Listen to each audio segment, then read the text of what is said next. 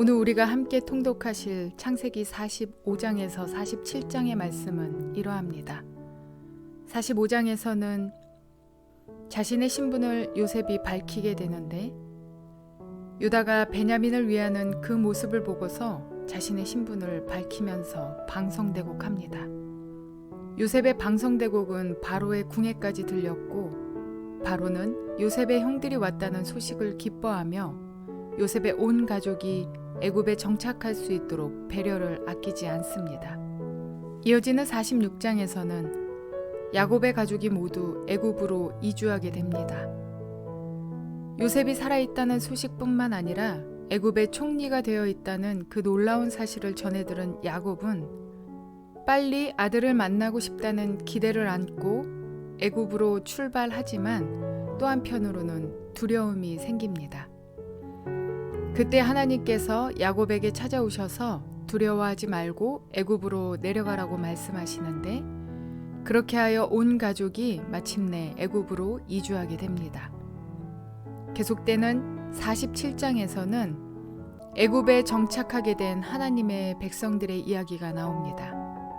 요셉은 총리의 자리에서 가족 공동체가 고센 땅에 정착할 수 있도록 하는 일과 국가적 재난인 7년의 흉년 문제를 풀어내는 일을 훌륭히 수행해 나가는 것을 보게 될 것입니다.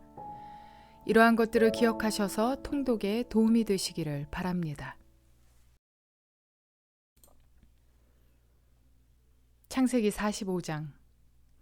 요셉은 북받치는 감정을 억누르지 못하고 자기의 모든 시종들 앞에서 그만 모두들 물러가라고 소리쳤다.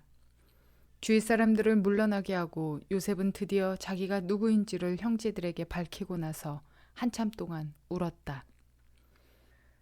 그 울음소리가 어찌나 크던지 밖으로 물러난 이집트 사람들에게도 들리고 바로의 궁에도 들렸다. 내가 요셉입니다. 아버지께서 아직 살아계시다고요? 요셉이 형제들에게 이렇게 말하였으나 놀란 형제들은 어리둥절하여 요셉 앞에서 입이 얼어붙고 말았다. 이리 가까이 오십시오 하고 요셉이 형제들에게 말하니 그제야 그들이 요셉 앞으로 다가왔다. 내가 형님들이 이집트로 팔아넘긴 그 아우입니다. 그러나 이제는 걱정하지 마십시오. 자책하지도 마십시오. 형님들이 나를 이곳에 팔아넘기긴 하였습니다만 그것은 하나님이 형님들보다 앞서서 나를 여기에 보내셔서 우리의 목숨을 살려주시려고 그렇게 하신 것입니다. 이 땅에 흉년이 든 지 이태가 됩니다. 앞으로도 5해 동안은 밭을 갈지도 못하고 거두지도 못합니다. 하나님이 나를 형님들보다 앞서서 보내신 것은 하나님이 크나큰 구원을 베푸셔서 형님들의 목숨을 지켜주시려는 것이고 또 형님들의 자손을 이 세상에 살아남게 하시려는 것입니다. 그러므로 실제로 나를 이리로 보낸 것은 형님들이 아니라 하나님이십니다. 하나님이 나를 이리로 보내셔서 바로의 아버지가 되게 하시고 바로의 온 집안의 최고의 어른이 되게 하시고 이집트 온 땅의 통치자로 세우신 것입니다. 이제 곧 아버지께로 가셔서 아버지의 아들 요셉이 하는 말이라고 하시고 이렇게 말씀을 드려주십시오. 하나님이 저를 이집트 온 나라의 주권자로 삼으셨습니다. 아버지께서는 지체하지 마시고 저에게로 내려오시기 바랍니다. 아버지께서는 고센 지역에 사시면서 저와 가까이 계실 수 있습니다. 아버지께서는 아버지의 여러 아들과 손자를 거느리시고 양과 소와 모든 재산을 가지고 오시기 바랍니다. 흉년이 아직 5해나 더 계속됩니다. 제가 여기에서 아버지를 모시겠습니다.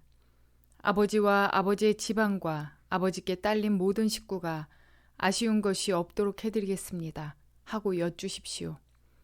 지금 형님들에게 말을 하고 있는 것이 이 요셉임을 형님들이 직접 보고 계시고 나의 아우 베냐민도 자기의 눈으로 보고 있습니다.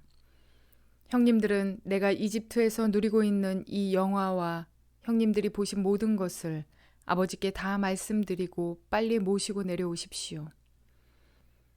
요셉이 자기 아우 베냐민의 목을 얼싸안고 우니 베냐민도 울면서 요셉의 목에 매달렸다. 요셉이 형들과도 하나하나 다 입을 맞추고 부둥켜 안고 울었다. 그제야 요셉의 형들이 요셉과 말을 주고받았다. 요셉의 형제들이 왔다는 소문이 바로의 궁에 전해지자 바로와 그의 신하들이 기뻐하였다. 바로가 요셉에게 말하였다. 그대의 형제들에게 나의 말을 전하시오.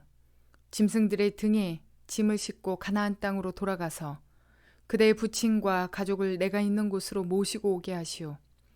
이집트에서 가장 좋은 땅을 드릴 터이니 그 기름진 땅에서 나는 것을 누리면서 살 수 있다고 이르시오. 그대는 또 이렇게 나의 말을 전하시오. 어린 것들과 부인들을 태우고 와야 하니 수레도 이집트에서 여러 대를 가지고 올라가도록 하시오.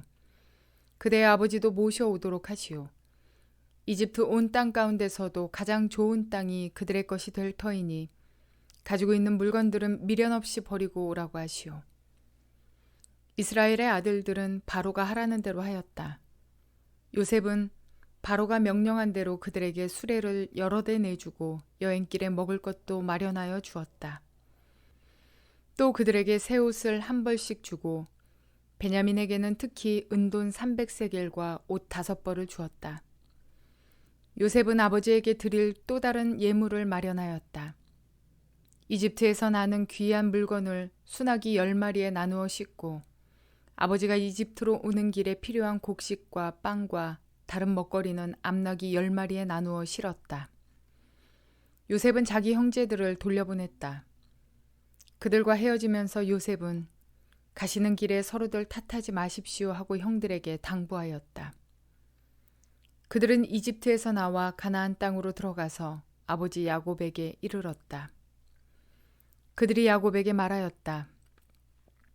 요셉이 지금까지 살아 있습니다. 이집트 온 나라를 다스리는 총리가 되었습니다. 이 말을 듣고서 야곱은 정신이 나간 듯 어리벙벙하여 그 말을 고지 들을 수가 없었다.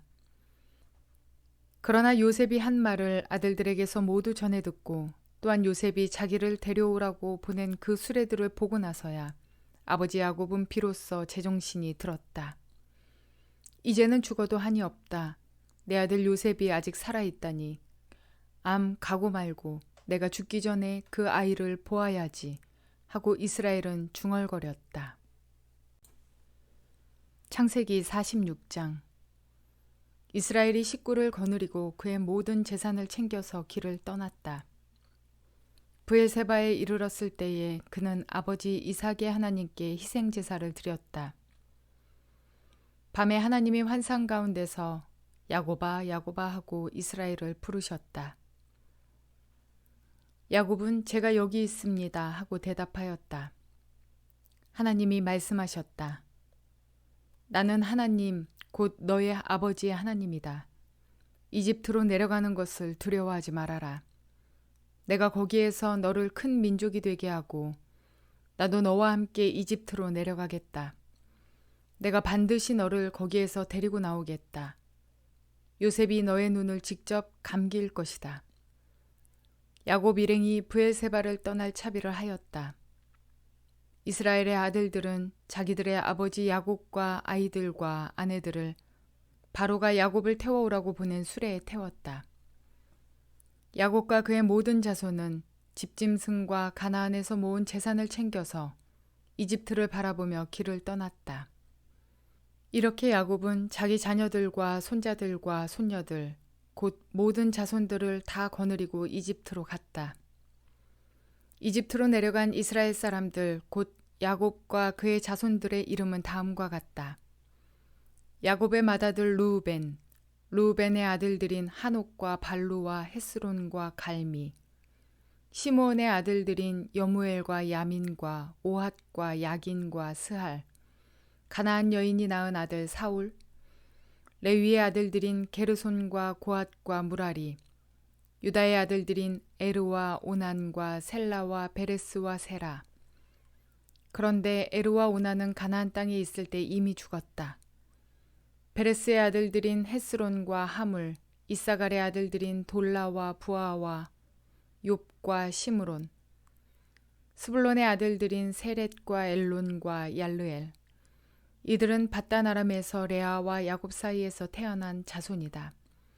이 밖에 딸 디나가 더 있다. 레아가 낳은 아들딸이 모두 33명이다. 갓의 아들들인 시본과 학기와 수니와 에스본과 에리와 아로디와 아렐리, 아셀의 아들들인 임나와 이스와와 이스위와 브리아와 그들의 누이 세라, 브리아의 아들들인 헤벨과 말기엘. 이들은 실바와 야곱 사이에서 태어난 자손이다. 실바는 라반이 자기 딸 레아를 출가시킬 때 준 몸종이다. 그가 낳은 자손이 모두 16명이다.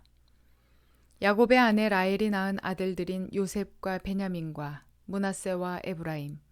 이 두 아들은 이집트 땅에서 온의 제사장 보디베라의 딸 아스낙과 요셉 사이에서 태어났다. 베냐민의 아들들인 벨라와 베겔과 아스벨과 게라와 나아만과 에히와 로스와 뭇빔과 훗빔과 아릇. 이들은 라헬과 야곱 사이에서 태어난 자손인데 14명이다. 단의 아들인 후심, 납달리의 아들들인 야스엘과 구니와 예셀과 실렘. 이들은 비라와 야곱 사이에서 태어난 자손이다. 비라는 라반이 자기 딸 라헬을 출가시킬 때 준 몸종이다. 그가 낳은 자손은 모두 7명이다. 야곱과 함께 이집트로 들어간 사람들은 며느리들을 뺀 그 직계 자손들이 모두 66명이다. 이집트에서 요셉이 낳은 아들 둘까지 합하면 야곱의 집안 식구는 모두 70명이다. 이스라엘이 유다를 자기보다 앞세워서 요셉에게로 보내어 야곱 일행이 고센으로 간다는 것을 알리게 하였다. 일행이 고센 땅에 이르렀을 때에 요셉이 자기 아버지 이스라엘을 맞이하려고 병거를 갖추고서 고센으로 갔다. 요셉이 아버지 이스라엘을 보고서 목을 껴안고 한참 울다가는 다시 꼭 껴안았다. 이스라엘이 요셉에게 말하였다. 나는 이제 죽어도 여한이 없다. 내가 너의 얼굴을 보다니 네가 여태까지 살아있구나. 요셉이 자기의 형들과 아버지의 집안 식구들에게 말하였다. 제가 이제 돌아가서 바로께 이렇게 말씀드리겠습니다. 가나안 땅에 살던 저희 형제들과 아버지의 집안이 저를 만나보려고 왔습니다. 그들은 본래부터 목자이고 집짐승을 기르는 사람들인데 그들이 가지고 있는 양과 소와 모든 재산을 챙겨서 이리로 왔습니다. 이렇게 말씀을 드려둘 터이니 바로께서 형님들을 부르셔서 그대들의 생업이 무엇이요 하고 물으시거든 종들은 어렸을 때부터 줄곧 집짐승을 길러온 사람들입니다. 우리와 우리 조상이 다 그러합니다 하고 대답하셔야 합니다. 그래야 형님들이 고센 땅에 정착하실 수 있습니다. 이집트 사람은 목자라고 하면 생각할 것도 없이 꺼리기 때문에 가까이 하지 않습니다. 창세기 47장. 요셉이 바로에게 가서 아뢰었다. 저의 아버지와 형제들이 소떼와 양떼를 몰고 모든 재산을 챙겨가지고 가나안 땅을 떠나서 지금은 고센 땅에 와 있습니다. 요셉은 형들 가운데서 5사람을 뽑아서 바로에게 소개하였다. 바로가 그 형제들에게 물었다. 그대들은 생업이 무엇이요? 그들이 바로에게 대답하였다. 임금님의 종들은 목자들입니다. 우리 조상들도 마찬가지였습니다. 그들은 또 그에게 말하였다. 소인들은 여기에 잠시 머무르려고 왔습니다. 가나안 땅에는 기근이 심하여 소떼가 풀을 뜯을 풀밭이 없습니다. 그러하오니 소인들이 고센 땅에 머무를 수 있도록 허락하여 주시기를 바랍니다. 바로가 요셉에게 대답하였다. 그대의 아버지와 형제들이 그대에게로 왔소. 이집트 땅이 그대 앞에 있으니 그대의 아버지와 형제들이 이 땅에서 가장 좋은 곳에서 살도록 거주지를 마련하시오. 그들이 고센 땅에서 살도록 주선하시오. 형제들 가운데서 특별한 능력이 있는 사람들을 그대가 알면 그들이 나의 짐승을 맡아 돌보도록 하시오. 요셉이 자기 아버지 야곱을 모시고 와서 바로를 만나게 하였다. 야곱이 바로를 축복하고 나니 바로가 야곱에게 말하였다. 어른께서는 연세가 어떻게 되시오? 야곱이 바로에게 대답하였다. 이 세상을 떠돌아다니는 횟수가 100년하고도 30년입니다. 저의 조상들이 세상을 떠돌던 횟수에 비하면 제가 누린 횟수는 얼마 되지 않지만 험악한 세월을 보냈습니다. 야곱이 다시 바로에게 축복하고 그 앞에서 물러났다. 요셉은 자기 아버지와 형제들을 이집트 땅에서 살게 하고 바로가 지시한 대로 그 땅에서 가장 좋은 곳인 라암세스 지역을 그들의 소유지로 주었다. 요셉은 자기 아버지와 형제들과 아버지의 온 집안의 식구수에 따라서 먹거리를 대어주었다. 기근이 더욱 심해지더니 온 세상에 먹거리가 떨어지고 이집트 땅과 가나안 땅에서는 이 기근 때문에 사람들이 야위어 갔다. 사람들이 요셉에게 와서 곡식을 사느라고 돈을 치르니 이집트 땅과 가나안 땅의 모든 돈이 요셉에게로 몰렸고 요셉은 그 돈을 바로의 궁으로 가지고 갔다. 이집트 땅과 가나안 땅에서 돈마저 떨어지자 이집트 사람들이 모두 요셉에게 와서 말하였다. 우리에게 먹거리를 주십시오. 돈이 떨어졌다고 하여 어른께서 보시는 앞에서 죽을 수 없지 않습니까? 요셉이 말하였다. 그러면 당신들이 기르는 집짐승이라도 가지고 오시오. 돈이 떨어졌다니 집짐승을 받고서 먹거리를 팔겠소. 그래서 백성들은 자기들이 기르는 집짐승을 요셉에게로 끌고 왔다. 요셉은 그들이 끌고 온 말과 양떼와 소떼와 나귀를 받고서 먹거리를 내주었다. 이렇게 하면서 요셉은 한 해 동안 내내 집짐승을 다 받고서 먹거리를 내주었다. 그 해가 다가고 이듬해가 되자 백성들이 요셉에게로 와서 말하였다.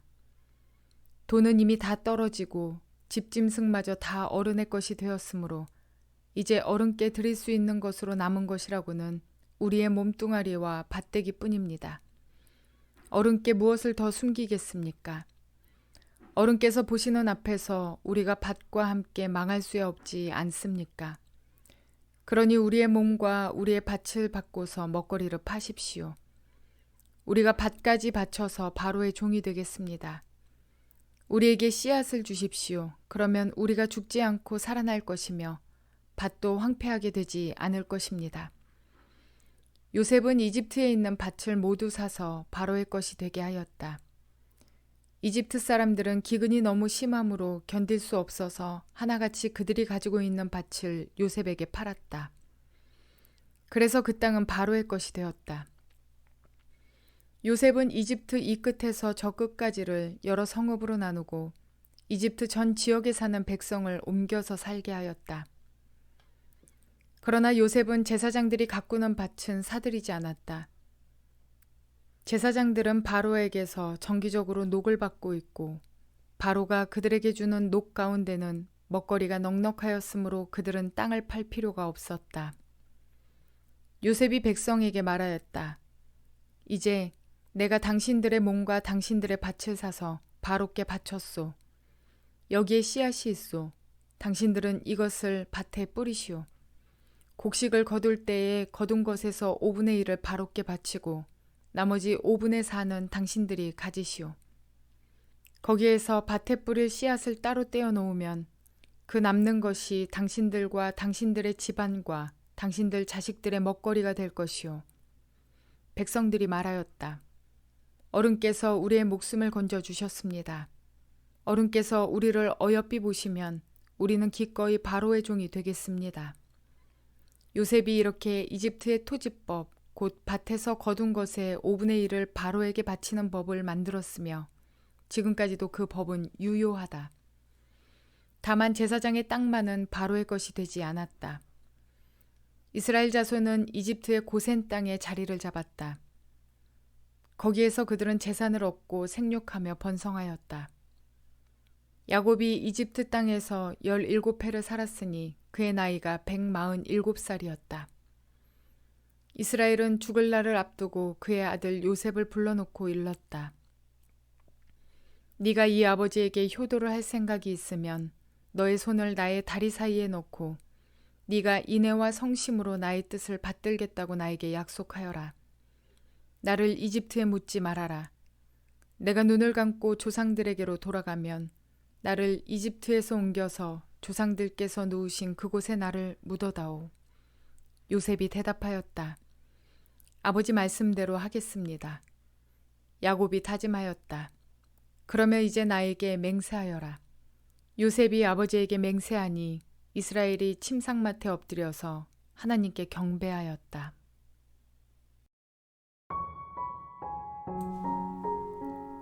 우리 인생에서 가장 어려운 숙제가 용서인 것 같습니다.